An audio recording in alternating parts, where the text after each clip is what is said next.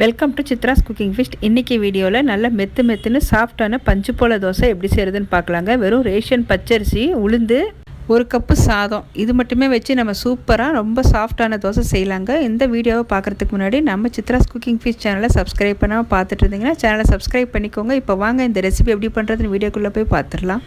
இந்த தோசை செய்கிறதுக்கு நம்ம புழுங்கல் அரிசி, ஜவ்வரிசி, அவல், வெந்தயம் எதுவுமே சேர்க்க போகிறது இல்லைங்க. வெறும் பச்சரிசி மட்டுமே சேர்த்து செய்ய போகிறோம்.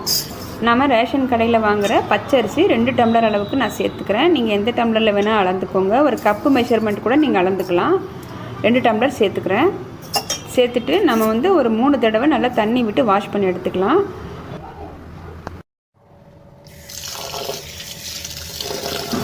அரிசியில் நமக்கு தூசு மண் இருக்கும். நல்லா 3 தடவை வாஷ் பண்ணி எடுத்துக்கோங்க. ஒரு கைப்பிடி அளவுக்கு கல்லுப்பு சேர்த்துக்கிறேன். கல்லுப்பு சேர்த்துட்டு நல்லா பிசைஞ்சிக்கோங்க. அப்போ தான் நமக்கு அரிசியில் இருக்கிற அந்த அழுக்கெல்லாம் நல்லா க்ளீன் ஆகிடும்.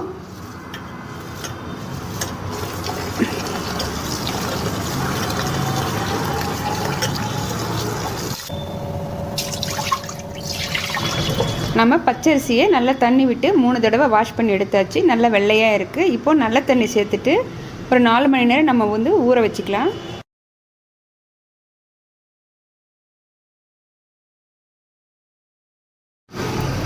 இப்போ அடுத்தது உளுந்தோட அளவு பார்த்துடலாம்.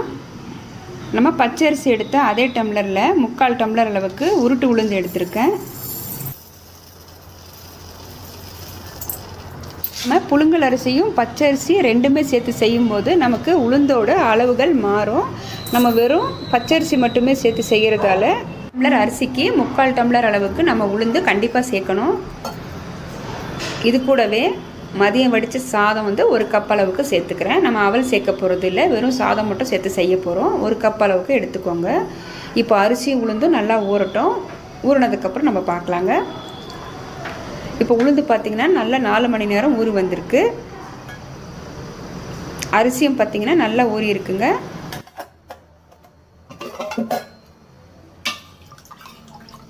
அரிசியை ஒரு தடவை நம்ம நல்லா க்ளீன் பண்ணிக்கலாம். அடியில் கல், மண் இருக்கும். நல்லா ஒரு தடவை இது போல் க்ளீன் பண்ணி எடுத்துக்கோங்க.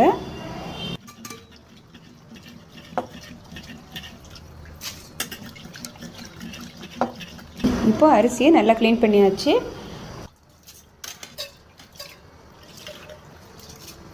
ஒரு மிக்ஸி ஜார் எடுத்துக்கிறேன். இதில் உளுத்தம்பருப்பு சேர்த்துக்கலாம். தண்ணி எதுவுமே சேர்க்காம பல்ஸ் மோடில் ஃபஸ்ட்டு அரைச்சி எடுத்துக்கலாங்க.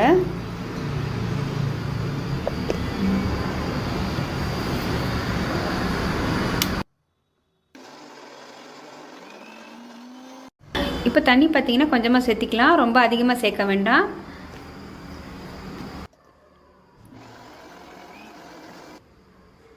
திரும்பவும் கொஞ்சம் தண்ணி சேர்த்துட்டு ஒரு 5 நிமிஷத்துக்கு நம்ம நைஸாக அரைச்சி எடுத்துக்கலாம்.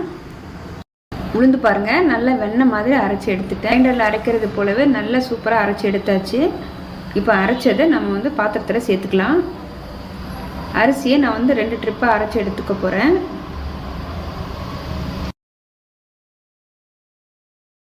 அரிசியை சேர்த்துட்டு தண்ணி கொஞ்சமாக விட்டு அரைச்சிக்கோங்க. அரிசி குவான்டிட்டி கம்மியாக எடுத்துருக்கிறதால நான் மிக்சியில் அரைச்சிக்கிறேன். அதிகமாக இருந்ததுன்னா நீங்கள் கிரைண்டர்லேயும் அரைச்சி எடுத்துக்கலாம். 2 ட்ரிப்பு அரிசி நான் அரைச்சி எடுத்தாச்சு.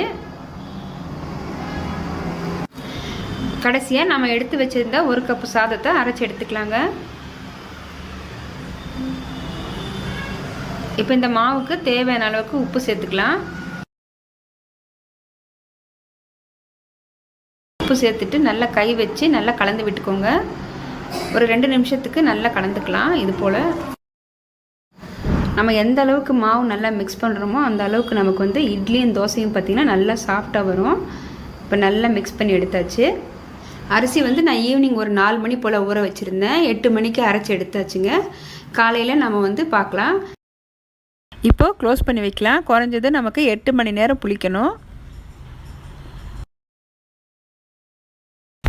இப்போ மறுநாள் காலையில் பாருங்கள் மாவு எந்த அளவுக்கு புளிச்சு வந்திருக்குன்னு. இந்த மாவில் பார்த்திங்கன்னா குழிப்பணியாரம் செய்யலாம். இட்லியுமே பார்த்திங்கன்னா ரொம்ப சாஃப்டாக சூப்பராக வரும். நான் உப்பு ஏற்கனவே சேர்த்துருக்கேன். இப்போ இதில் தண்ணி விட்டு கரைச்சிக்கலாங்க. தோசை மாவு பதத்துக்கு கரைச்சி எடுத்துக்கலாம்.